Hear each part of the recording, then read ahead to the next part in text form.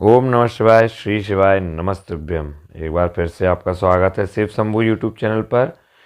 हमने श्री रुद्र संहिता का प्रथम खंड के सारे 20 अध्याय देख चुके हैं। अब खंड 2 है रुद्र संहिता का, जिसमें प्रथम अध्याय है सती चरित्र। नारद जी ने पूछा, हे ब्रह्मा जी, आपके श्रीमुख से मंगलकारी व अमृतमयी शिव कथा सुनकर मुझ में उनके विषय में और अधिक जानने की लालसा उत्पन्न हो गई है।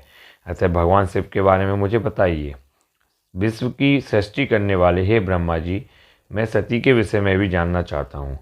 सदाशिव योगी होते हुए एक स्त्री के साथ विवाह करके गृहस्थ कैसे हो गए हैं? उन्हें विवाह करने का विचार कैसे आया? जो पहले दक्ष की कन्या थी, फिर हिमालय की कन्या हुई, वे सती पार्वती किस प्रकार शंकर जी को प्राप्त हुई? पार्वती जी ने किस प्रकार घोर तपस्या की और कैसे उनका विवाह हुआ? कामदेव को भस्म कर देने वाले भगवान शिव के आधे शरीर में वे किस प्रकार स्थापना पा सकी? उनका अर्धनारीश्वर रूप क्या है? हे प्रभु, आप ही मेरे इन प्रश्नों का उत्तर दे सकते हैं। आप ही मेरे संशयों का निवारण कर सकते हैं। ब्रह्मा जी ने कहा, हे नारद, देवी सती और भगवान शिव का शुभ यश परम पावन, दिव्य और गोपनीय है। उनके रहस्य को वे ही समझते हैं।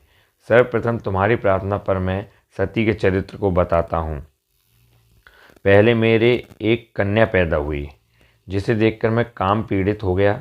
तब रुद्र ने धर्म का स्मरण करते हुए मुझे बहुत धिक्कारा। फिर वे अपने निवास कैलाश पर्वत को चले गए। उन्हें मैंने समझाने की कोशिश की, परंतु मेरे सभी प्रयत्न निष्फल हो गए। तब मैंने शिवजी की आराधना की। शिवजी ने मुझे बहुत समझाया, परंतु मैंने हट नहीं छोड़ा और फिर रुद्रदेव को मोहित करने के लिए शक्ति का उपयोग करने लगा। मेरे पुत्र दक्ष के यहाँ सती का जन्म हुआ। वह दक्ष सुता उमा नाम से उत्पन्न होकर कठिन तप करके रुद्र की स्त्री हुई। रुद्र ने गृहस्थ आश्रम में सुखपूर्वक समय व्यतीत किया। उधर शिव जी की माया से दक्ष को घमंड हो गया और वह महादेव जी की निंदा करने लगा। दक्ष ने एक विशाल यज्ञ का आयोजन किया। उस यज्ञ में दक्ष ने मुझे, विष्णु जी को, सभी देवी देवताओं को और ऋषि मुनियों को निमंत्रण दिया, परंतु महादेव शिव जी एवं अपनी पुत्री सती को उस विशाल यज्ञ का निमंत्रण नहीं दिया। सती को जब इस बात की जानकारी मिली तो उन्होंने शिव चरणों में वंदना कर उनसे दक्ष यज्ञ में जाने की इच्छा प्रकट की। भगवान शिव ने देवी सती को बहुत समझाया कि बिना बुलाए ऐसे आयोजनों में जाना अपमान और अनिष्ट कारक होता है, लेकिन सती ने जाने का हट किया। शिव ने भावी को देखते हुए आज्ञा दे दी। शिव सर्वज्ञ है। सती पिता के घर चली गई। वहाँ यज्ञ में महादेव जी के लिए भाग ना देख और अपने पिता के मुख से अपने पति की घोर निंदा सुनकर उन्हें बहुत क्रोध आया। वे महादेव की निंदा सहन न कर सकी और उन्होंने उसी यज्ञ कुंड में कूदकर अपने शरीर का त्याग कर दिया। जब इसका समाचार शिव तक पहुंचा तो वे बहुत कुपित हुए।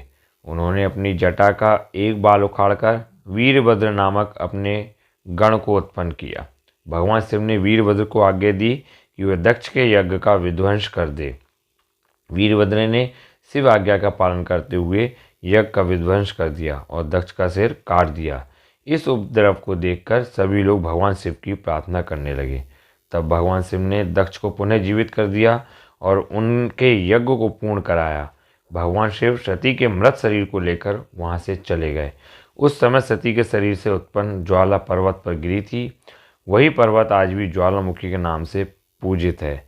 आज भी उसके दर्शन से मनोकामनाएं पूरी होती है।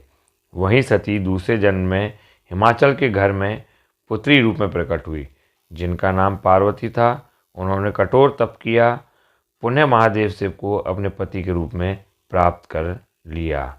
तो ये प्रथम अध्याय में पार्वती जी सती चरित्र का वर्णन है और अब हम देखेंगे दूसरा अध्याय खंड 2 का, जिसमें शिव पार्वती का चरित्र का वर्णन किया गया है।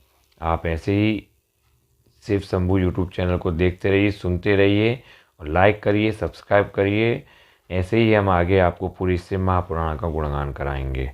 ओम नमः शिवाय, श्री शिवाय नमस्तुभ्यम।